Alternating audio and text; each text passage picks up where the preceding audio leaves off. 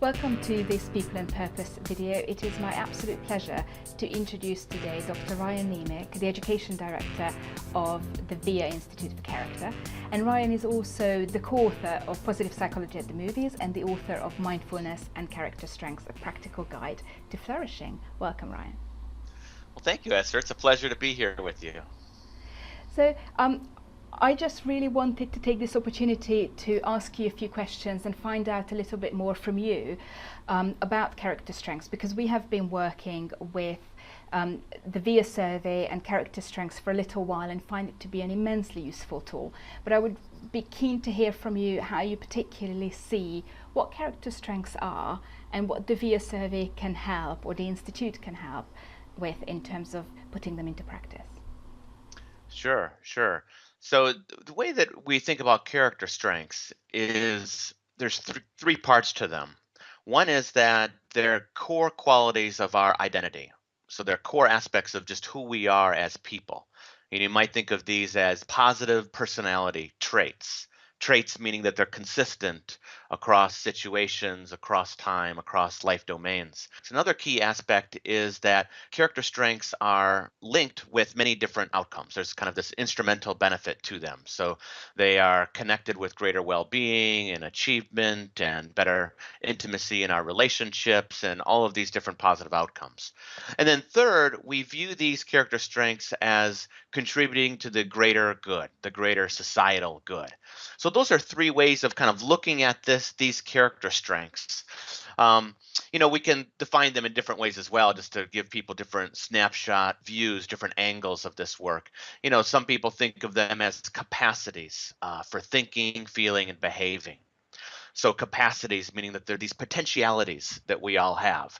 We have a capacity or a potential to be more prudent, more of a creative thinker, capacity or potential for being a better team player or a better leader or more grateful.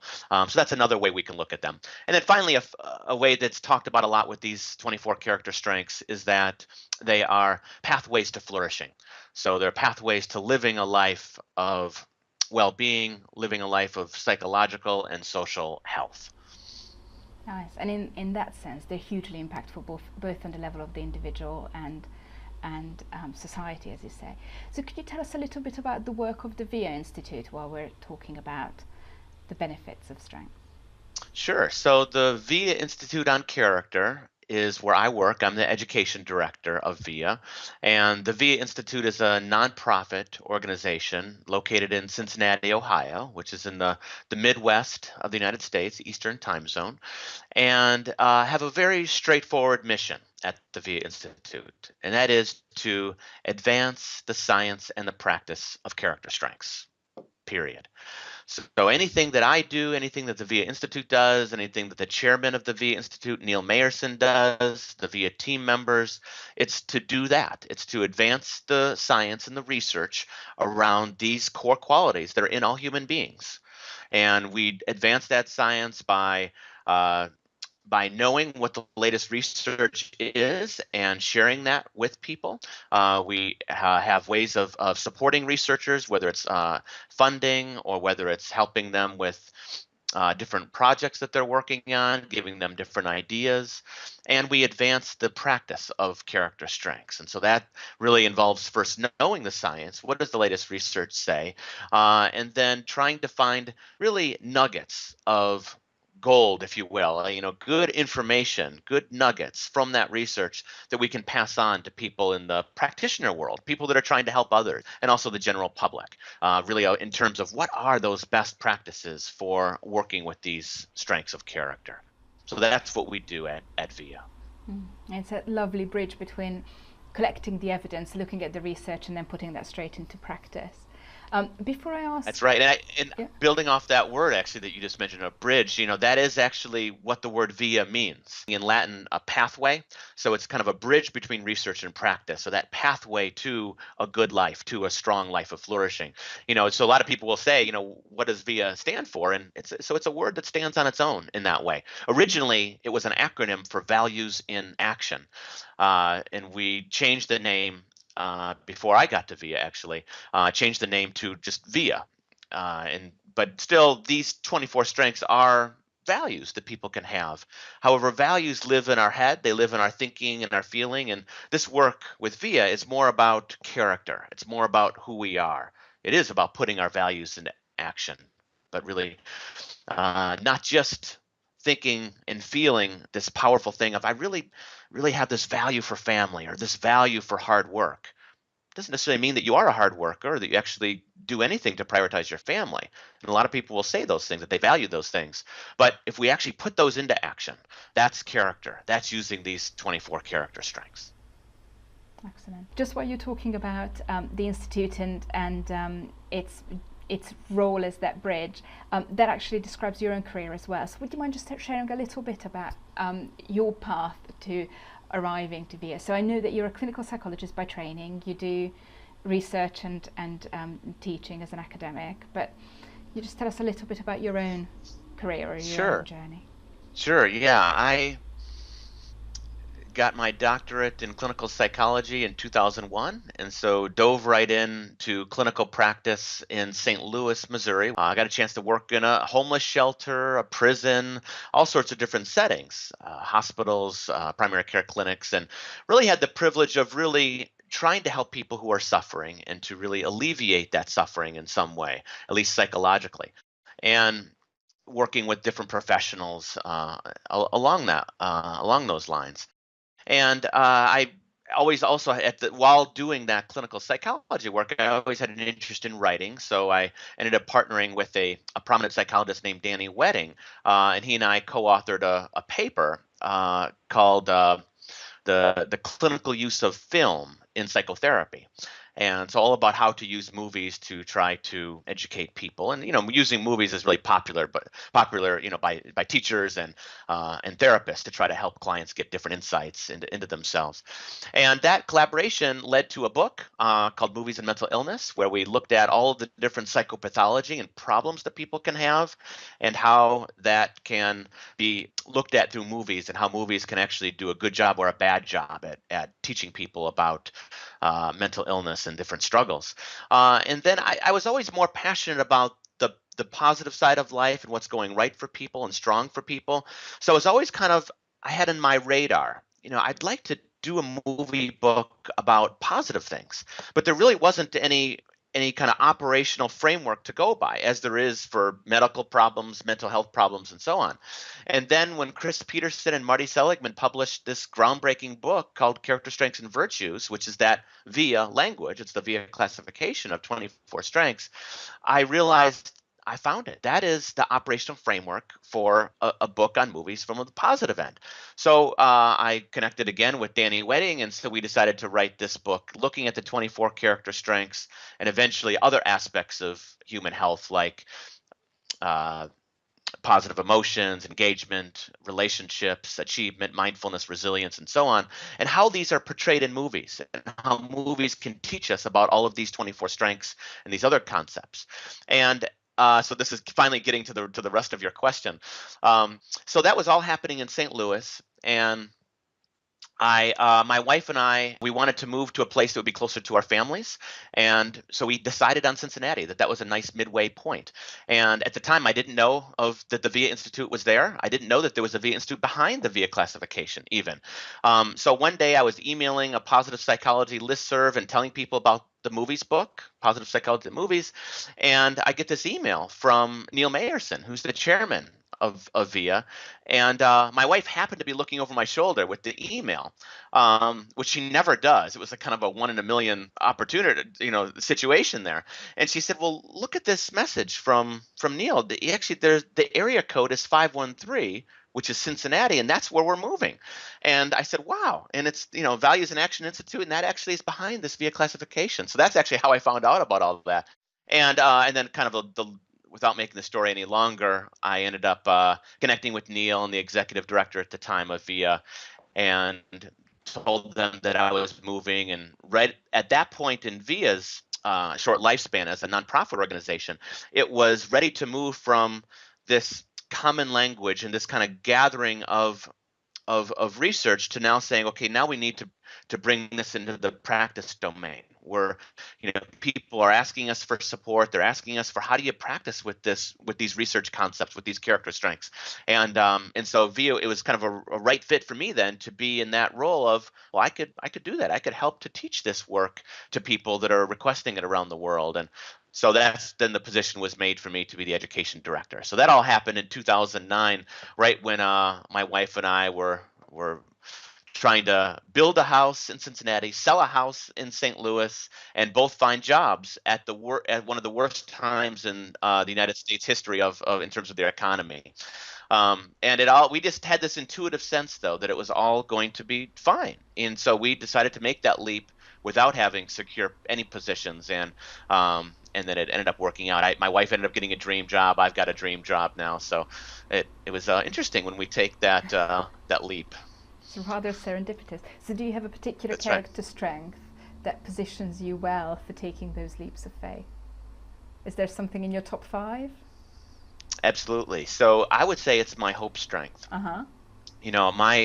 That's always one of my top 2 signature strengths. Hope and love are always the ones highest up, and rounding out the top 5 or 6 is also honesty, fairness, appreciation of beauty and excellence, perspective, curiosity. Mm-hmm. But I would say hope, because hope is all about looking to the future and being confident that you can reach your goals.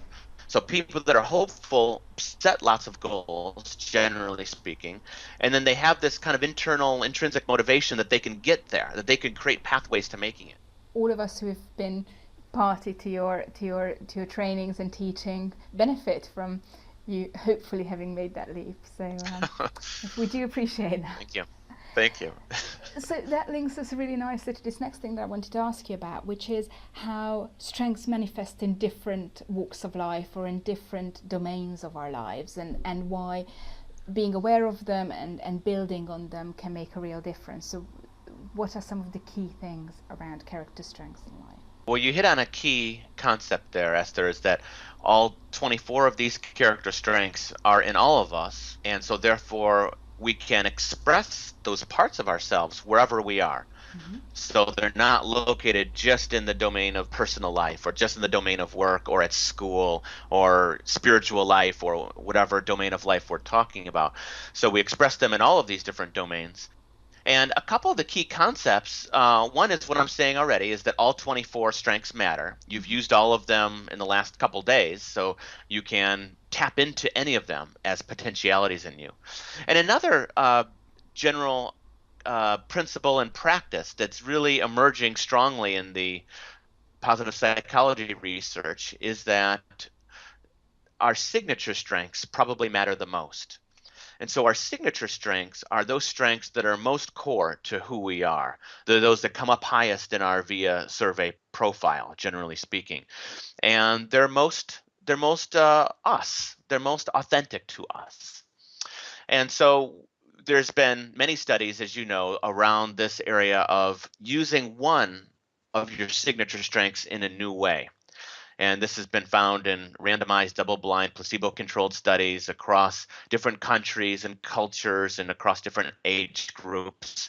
And that if individuals first identify one of their signature strengths, maybe taking the VIA survey and choosing one of the strengths in their top 5, and then they say, okay, well, I'm going to target this strength and I'm going to use it in a different way each day.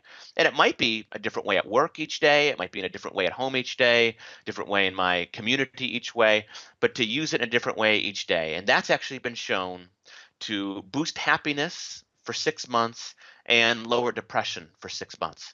So that very simple exercise that anybody can do. So for example, in the workplace, if I was to say, well, I'm going to use my curiosity strength. That's one of my signature strengths. I'm going to use that in a new way each day.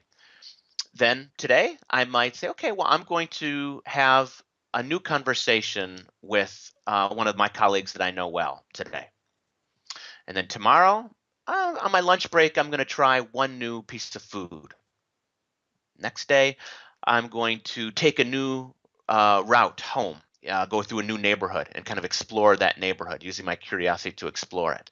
And the next day, in a new way, well, maybe I'll do an internet search. Day after that, I know there'll be a new employee, so I'm going to go out of my way to be curious about them and to ask them some questions and welcome them.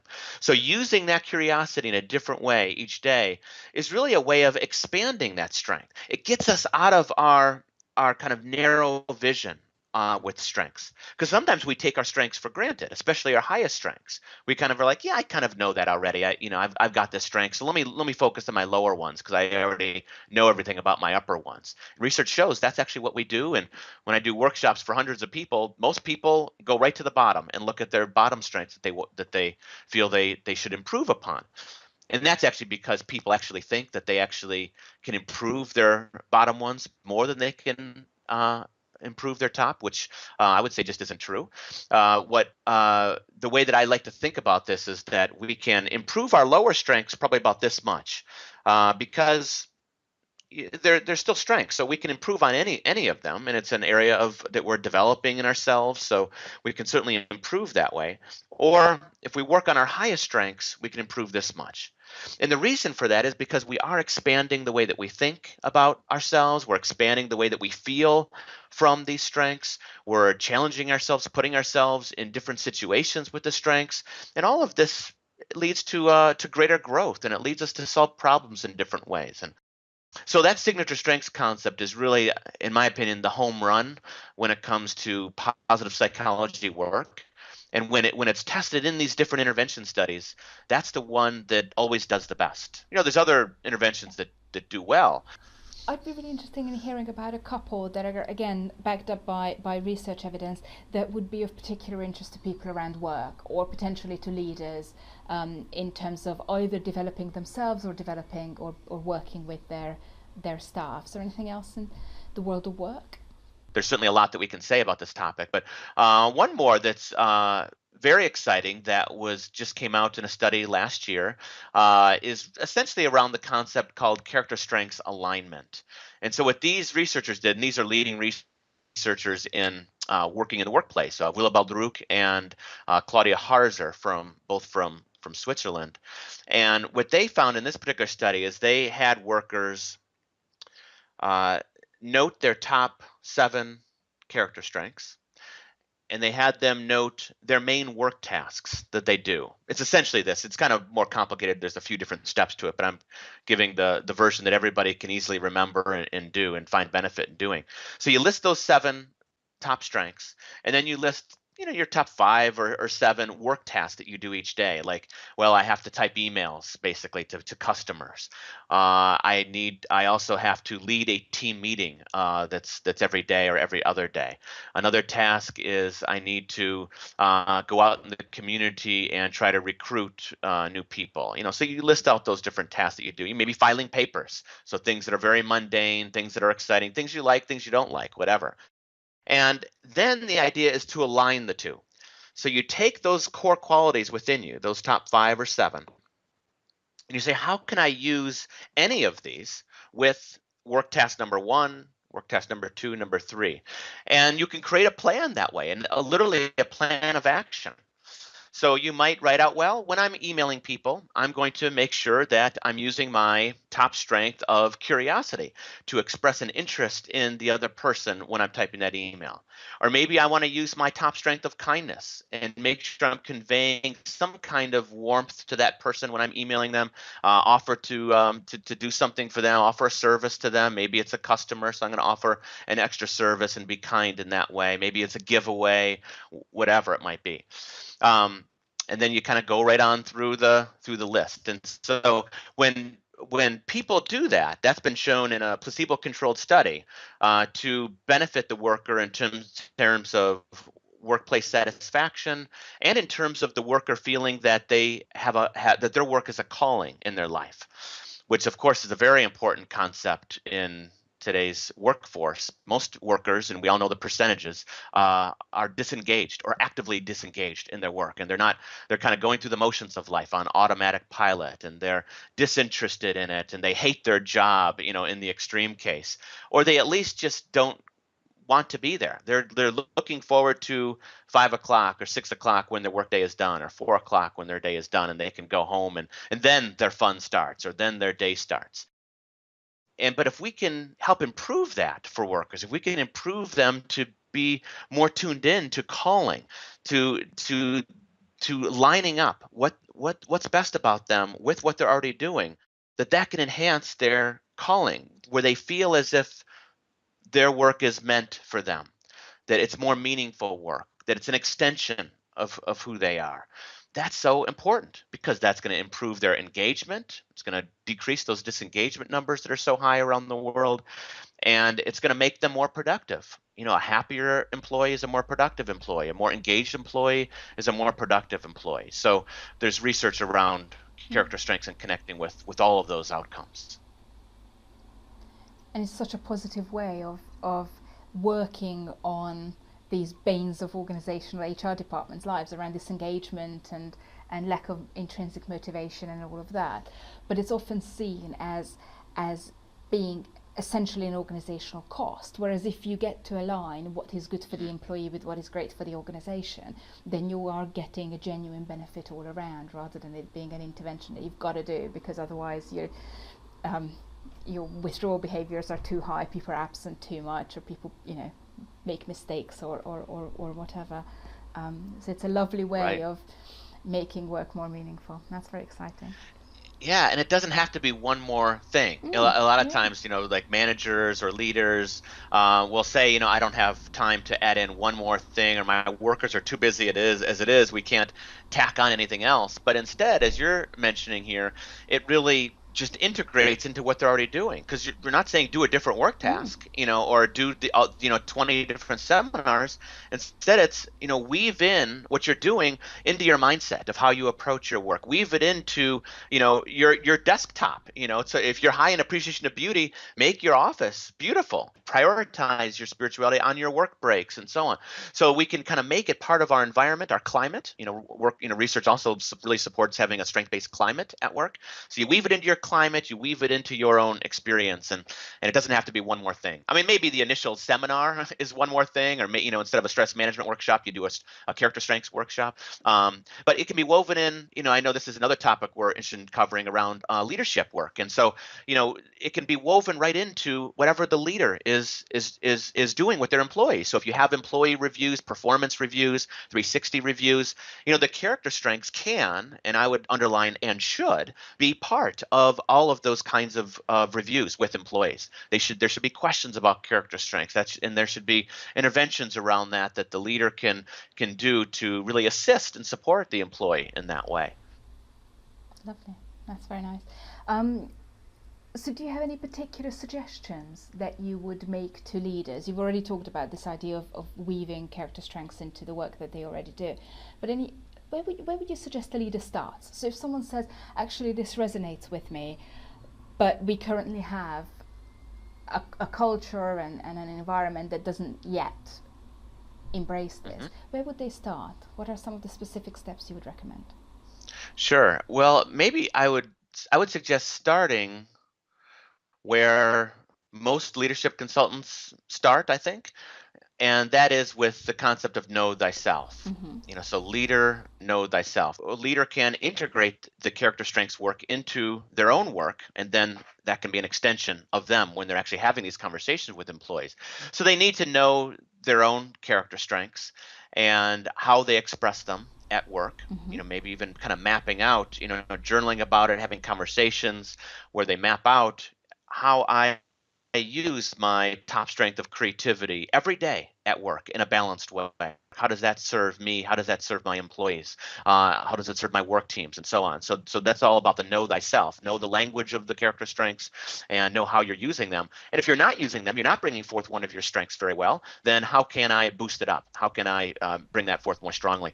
And then that's going to tap into that idea that a lot of leaders talk about around authentic leadership, because you're leading from your very best core qualities. You're not just expressing your talents, which you're good at. You're not just expressing your skills, things that you've kind of gotten trained on, or things that you're interested in, like things that you're passionate about. So interests and talents and skills are all different kinds of strengths. But instead, you're expressing who you are, and you're putting who you are out there to the organization, to your teams, to everybody. So that's going to be a first key step. And then it's about bringing it outward. So not only you bring it inward, the know thyself, but then bring it outward. So do this concept called strength spotting, which has to do with looking explicitly for the strengths of your employees and pointing them out to them. So even if you don't feel the organization is ready to have some workshops and to really try to make a strength-based organization, character strengths-based organization, then you can at least do it on your own in those fairly direct ways, which is to know those, to spot those strengths in your employees. So if you see an employee that's displaying a lot of humility, where you know that they're particularly competent at a team meeting, competent about a topic, but yet they decide that they really would like everybody to share, then you kind of point out, gosh, that was really a great use of humility. You could have certainly shared a lot at the team meeting, but you decided to really rally all the energy around the team and try to include everybody. So that seemed to me to be a great use of your humility strength and obviously your teamwork strength. And I want to tell you, I appreciate that in you. Thank you very much for doing that.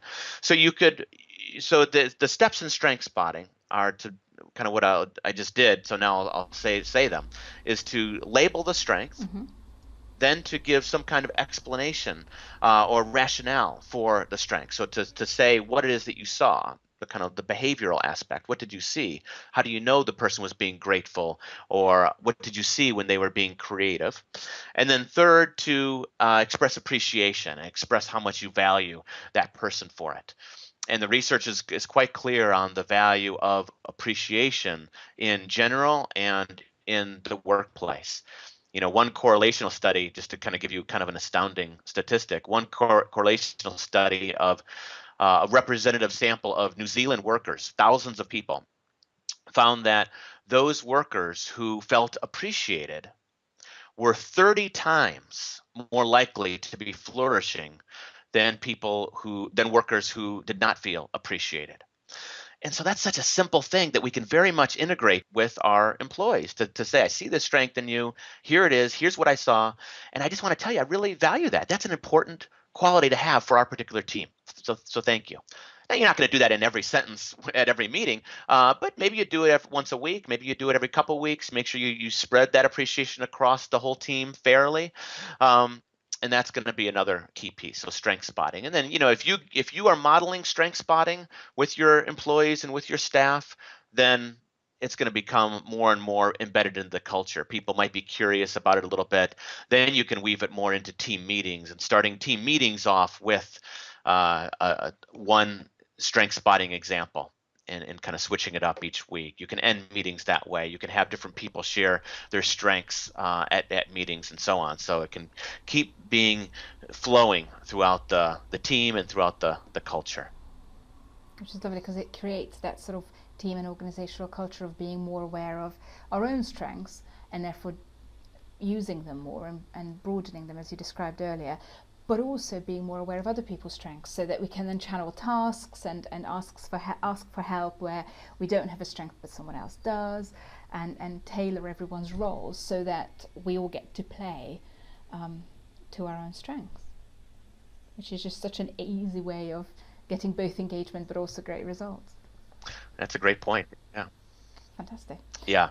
It reminds me of a concept we talk a lot about with leadership, that there's positional leaders, and those are the leaders that are in the obvious position of they're leading the team or they're leading the organization, they're the manager, the CEO, and so we use and that's kind of the examples that I was talking more about of positional leaders.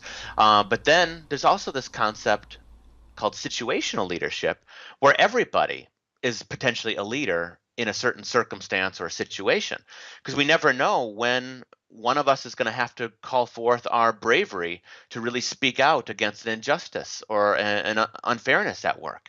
Or we never know when a team meeting is going to really need a lot of extra higher dosage of of creativity, say, well, that person that is high can really step up and offer a bunch of ideas. In that moment, then they're leading. They're leading from their strength. They're leading the group. The group is kind of listening to their ideas and following some of those ideas. So we all then can be leaders from our character strengths. And it's especially interesting to know what are the highest strengths of team member A versus B versus C versus D. And I want to make sure I call upon team member C's high strength of prudence, because they're going to be really good at being organized and planful about things. Right. Or when we're in need of, we're kind of struggling as a team, we're kind of suffering, and we need just some good relationship building. Let me turn to the two people that are really good at relationship building. They're very high in relationship-based strengths like love, kindness, gratitude, forgiveness, fairness. I'm going to call upon them and really literally ask them more questions at the meeting, or I'm going to ask them to do something extra at the meeting and see if I can get that energy going and flowing throughout the team. So this stuff can be done quite indirectly or directly by the leader. There's a fantastic set of ideas right there, and the lovely thing about this is that strength spotting, of course, theoretically could be done without reference to the survey, but then the VIA survey is there, it's available, it's free, so it doesn't require a whole organizational buy-in or investment. Individual leaders can just go and take it upon themselves to create that better understanding in their teams and work in a more strength-focused way. Very nice. Absolutely, yeah. It's been really, really interesting. Thank you very much. You're very welcome.